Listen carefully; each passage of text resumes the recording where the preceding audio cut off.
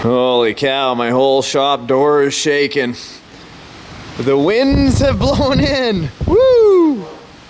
All the dust, everything's blowing around, fighting a storm right now. No way to do an outdoor RC adventure. So instead, Everett, what's up? Welcome back. What the heck? Just worked on you. That's crazy. We've tried to stop all the rollers from making noise and rattling back and forth. Look at this, guys. Everett and I haven't done a build video series in quite some time, and we're certainly not going to be able to probably do this truck all today. Well, rather, Buggy. Is this yours? Yeah, it's mine. Tell us more about this. This is new to the market at the time of this filming. Team Losi Racing, TLR. They're kind of like their the racing division of Horizon Losi. Right. This is their new 5-based, like the 5 truck-based Buggy. Man, open the box. So, out of the way, I did open it. Yes. When I got here. Yes. And saw the inside content. Yes. Oh, yes. The bag. And then we're like, we got to film this. It's basically how it went. It does not come with these, though. Yes. What are those? Those are a couple Savox servos that we're going to use for this dual steering. You're going waterproof on this one. Waterproof, why not? Because you want to take a splash or two That's when you got a big Buggy. Well, sometimes, you know, at this track, there's surrounding puddles. Non-stop rain this year. Rain. That's okay. It's a pretty good looking Buggy. Cab forward, they call it, because the cab is driver's forward. Cab is in the forward. Yeah, so it's hard to really kind of get the size of this. So here, while you're here, here's the beast, the old SCX10 I have. That's 10 scale truck. This is the Buggy body. It puts it to shame, brother. Well, it's totally different altogether, hey? So there's a good one. Moving on, 10th scale. And then we'll just start tearing things out. I did, as I said, open the first bag before we decided to take one on. So let me help you lay it all out, bro. Yeah, let's do it.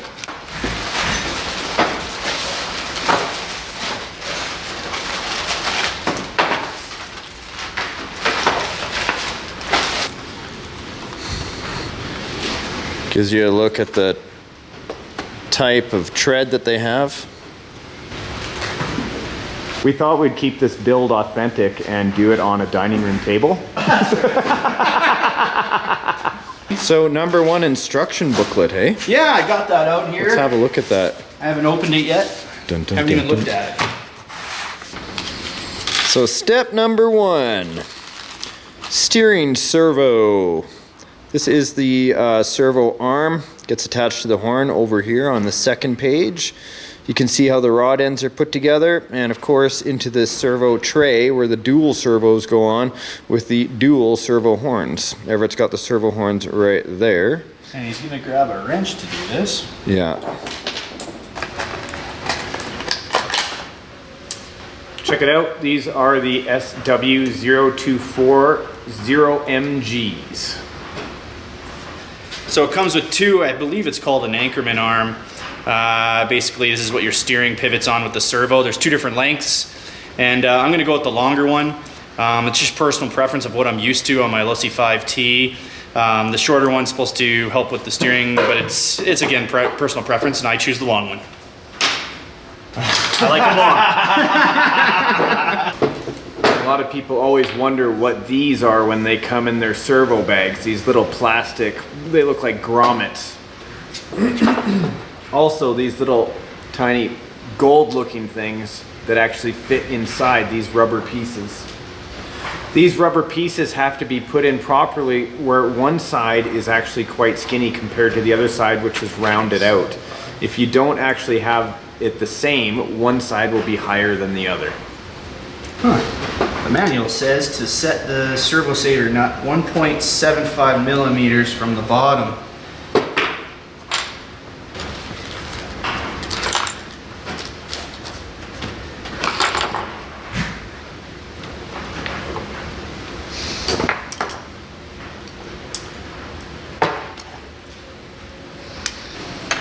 Trying to line up the arm. Yeah, I'm just basically setting up the arm steering here, and decided to look at the manual because I was trying to go off memory of the 5. All right, and I'm looking here. Just gotta flip a page back on you. Perfect thing to do on a rainy afternoon. Build a new rig. I agree. I can't wait to run this thing. I'm stoked. Hey, always use a drill when it's going the right direction. Oh, definitely. It helps. That is my RC tech tip of the day. Ooh, this is fancy. I like that.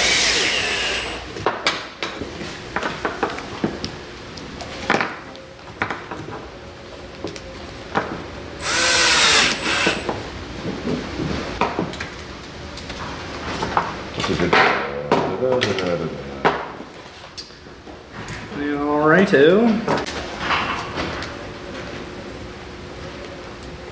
I like your multi-tool here, Ev. Yeah. Not only can you fix your RCs, but you can defend yourself in a back alley. That's right. On this page, there you go, right there. Viewers are probably wondering why we're not doing this in the studio, Ev. In the other studio. What studio? Now we're in the shop. Does it exist anymore? Yes, of course it does.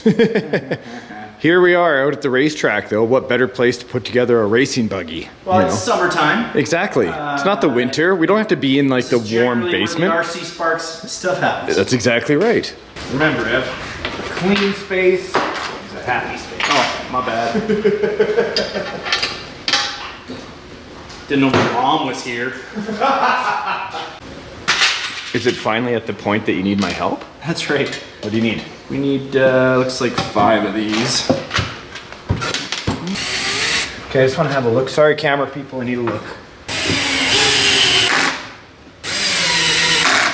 Perfect. It's interesting how they drilled those holes. See, this hole is drilled right here? Yeah, that's what I was saying. There's 2 side by side. Check it out, like a hole side by side. So maybe it's a different size holder, maybe that they're offering. There's 2 that line up here. I wonder if that has to do with, like, say you can put in the 1000 servo. Another option. The bigger servo. I bet that's what that's for. Okay. If I had to be a betting man. A bigger servo, a single big servo. Nice. Okay.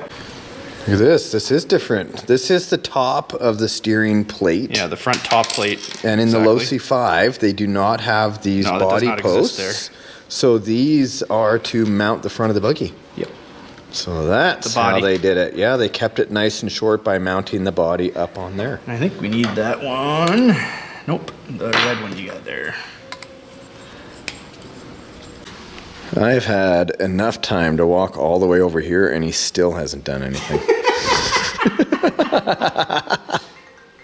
Oh, mortal sin during filming. Who left their cell phone on? Look at that sitting there, like no phone rang or nothing, just like smoothed right over. Yeah, what happened? I don't even know. I didn't hear a phone. Just moving forward.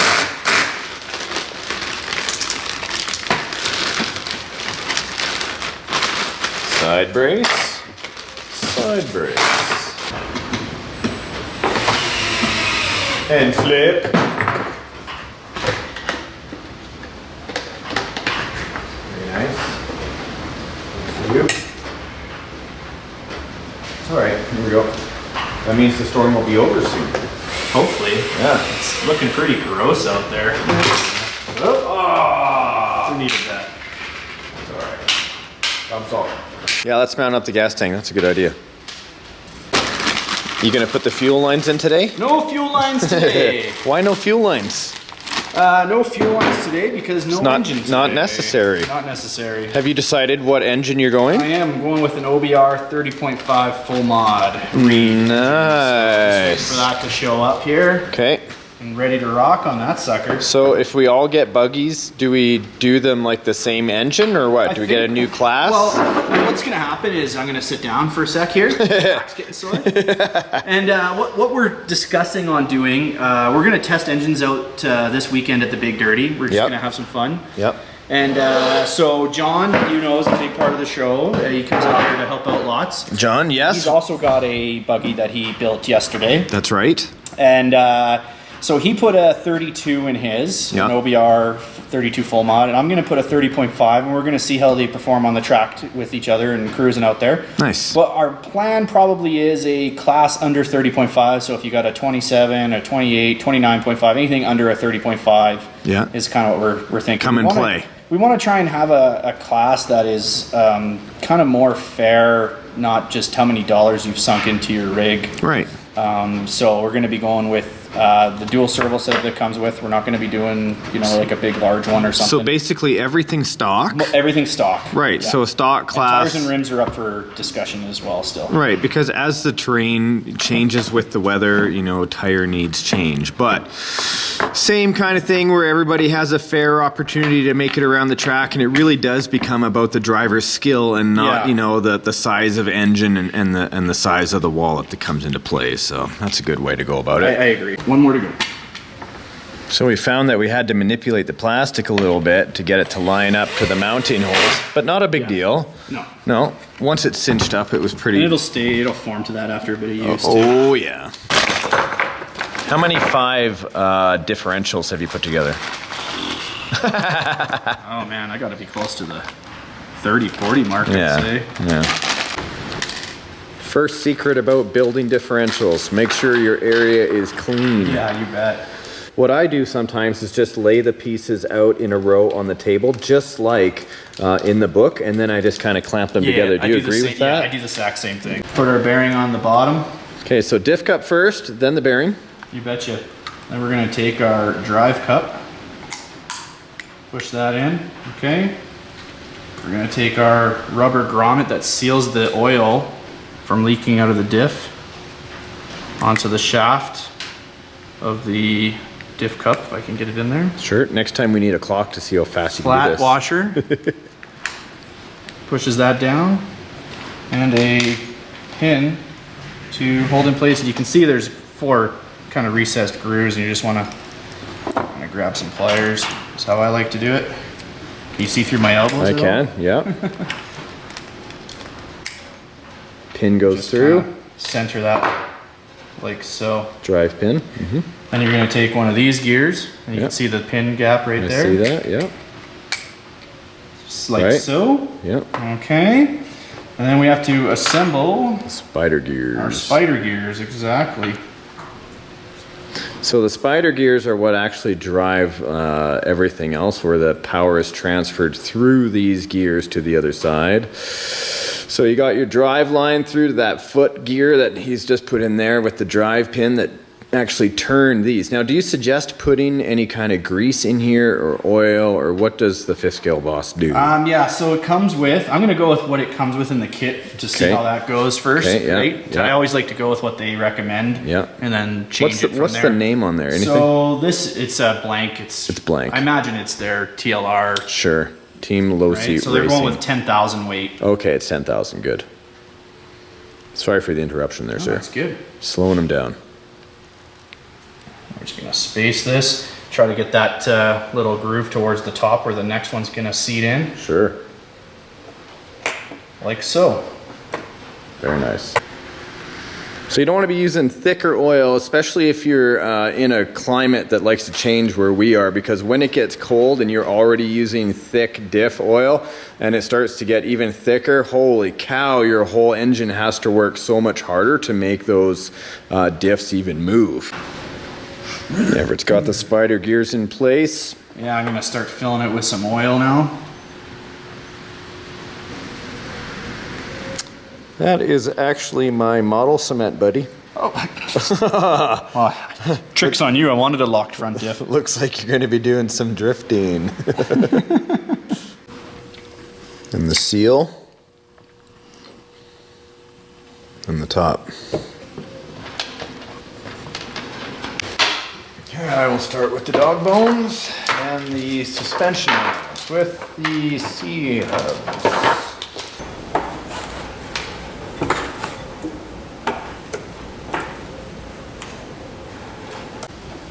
Okay, front arms, right and left are done.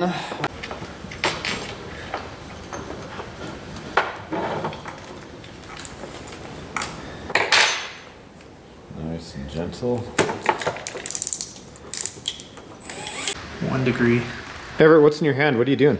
These are setting your toe in and out. They've changed it up with these right here. They go onto the diff, and you use inserts for where your hinge pins on the arms go for setting your toe in or out for the front. So these are not little Monopoly hats that you have. Show us again, because I haven't seen these yet. So according to the book over here, if you show the book here, it says that ones are 2 degrees.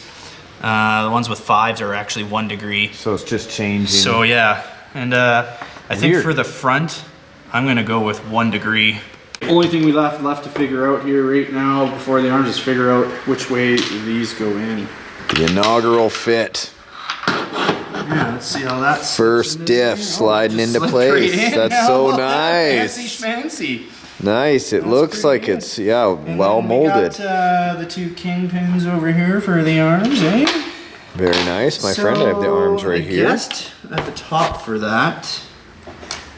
And what do you figure? Yeah, about right. well, we'll find out. Looks good. I mean, I imagine if you just keep it even, it's just gonna matter. For This is the right one, sir. You were just working on it. Side. This would be for the left side.